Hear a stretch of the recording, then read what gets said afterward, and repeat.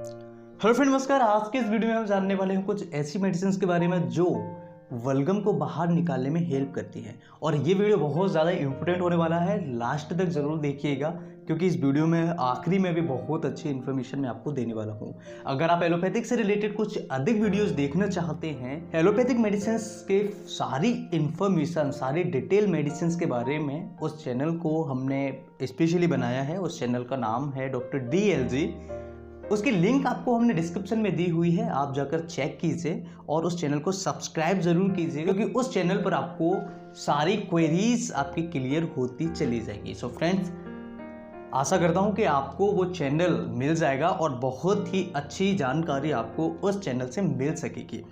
हम स्टार्ट करते हैं आज का वीडियो। बेसिकली जो एक्सपेक्टोरेंट्स होते हैं वो तीन तरह के होते हैं: mucolytics, reflex expectorant and direct expectorant.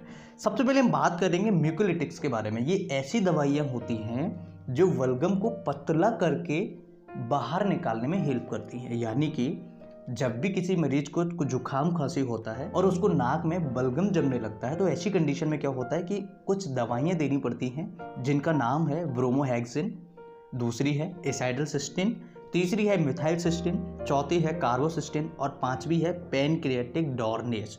ये कुछ ऐसी दवाइयां हैं जो बलगम को बाहर निकालने में हेल्प करती हैं, वो भी पतला करने के बाद। यानी कि बलगम को पतला करेंगे उसके बाद ये धीरे धीरे उसे बाहर निकालने में सहायक होती हैं। इसके बाद हम बात करते हैं रिफ्लेक्स एक्सपेक्टोरेंट के बारे में।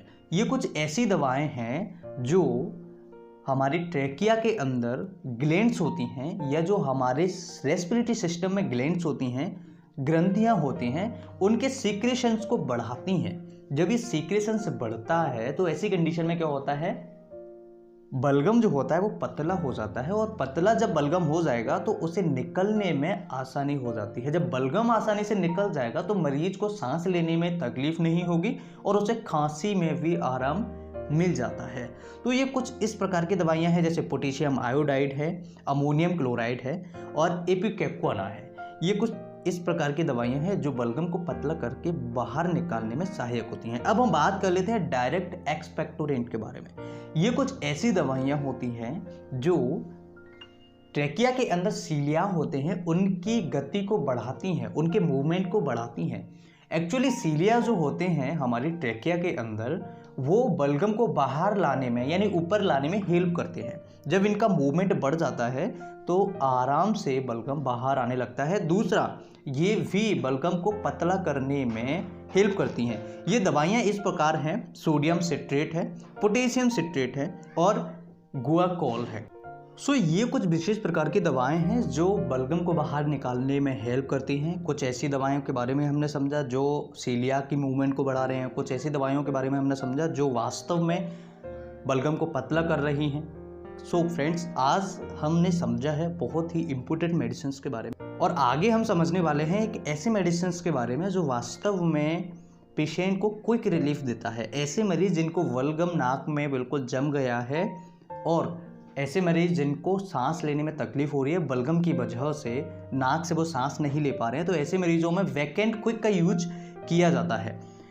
वैकेंट क्विक जो होता है, इसकी 2 बूंद दोनों तरफ की नाक में डालते हैं, यानी 2-2 बूंद डालने के बाद तुरंत मरीज को आराम मिल जाता है और उसका जो बलगम होता है, म्यूकस होता है, वो पतला होकर के धीरे धीरे बाहर हो जाता है, रिलीज हो जाता है वहाँ से।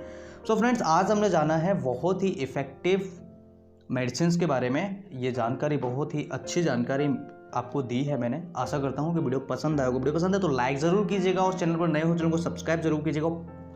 दूसरे वाले चैनल को सब्सक्राइब करना मत भूलिएगा क्योंकि वहाँ पर भी हम एलोपैथिक्स से रिलेटेड मेडिसिन की डिस्कशन बहुत ज़्यादा करते हैं।